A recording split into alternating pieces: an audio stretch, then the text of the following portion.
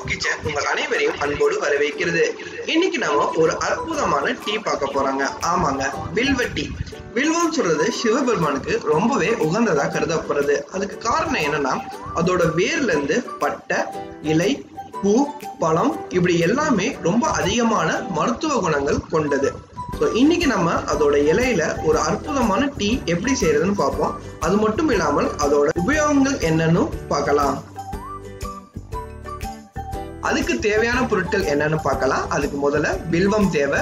வில்வம் எல்லா சிவன் கோயில் கிட்டையும் இருக்கும். அப்படி உங்களுக்கு கிடைக்கலன்னா அமேசான்ல அதோட பவுடர் கிடைக்குது. அதோட லிங்கை கீழே கொடுத்துருக்கேன், அங்கேயும் போய் வாங்கிக்கலாம். முழு மிளகு, கருப்பட்டி, தண்ணி. இங்க முழு மிளகை ஒரு 2ஆ தட்டி வச்சுக்கோங்க. கருப்பட்டி கிடைக்கலன்னா அதுக்கு பதிலாக வெல்லம், நாட்டு சர்க்கரையை யூஸ் பண்ணிக்கலாம். சர்க்கரை, சீனியை தவிர்த்துருங்க. இப்போ ஒரு மண் பாத்திரத்துல தேவையான அளவு தண்ணி எடுத்துக்கோங்க. இங்க நான் 2 கப் தண்ணி எடுத்துக்கிறேன். அப்புறம் நம்ம கிட்ட இருக்கிற மிளகை லேசா இடிச்சு அதுல சேர்த்துக்கோங்க. அப்புறம் வில்வ இலையை சேர்த்துக்கோங்க. தென் கருப்பட்டியை சேர்த்துக்கோங்க. நல்லா 2 கப்பான நம்ம ஊத்தின தண்ணி 1 கப்பா வத்துற அளவுக்கு நல்லா கொதிக்க வைங்க. அவ்வளவுதாங்க, நம்மளோட வில்வ டீ தயாராச்சு. இப்ப நம்ம வில்வத்தோட பயன்கள் என்னென்னு. வில்வம் சர்க்கரை நோய்க்கு ஒரு மிகப்பெரிய மருந்துங்க. டெய்லி இந்த டீயை குடிச்சிட்டு வந்தா சர்க்கரை நோய் கண்டிப்பா நம்ம கட்டுக்குள்ள இருக்கும்.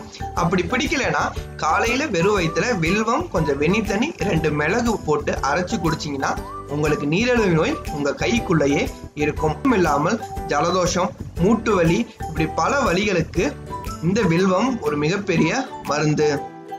உங்களுக்கு சுகர் லோவா இருந்துச்சுன்னா இந்த டீயை வாரத்துக்கு 1 முறை குடிச்சாலே போதுமானது. இது உடம்புக்கு ரொம்பவே சத்துள்ள டீயா இருக்கும்.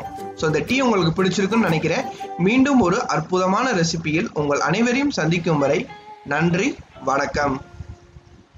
இந்த ரெசிபி உங்களுக்கு பிடிச்சிருந்தா லைக் பண்ணுங்க, ஷேர் பண்ணுங்க, மறக்காம சப்ஸ்கிரைப் பண்ணுங்க.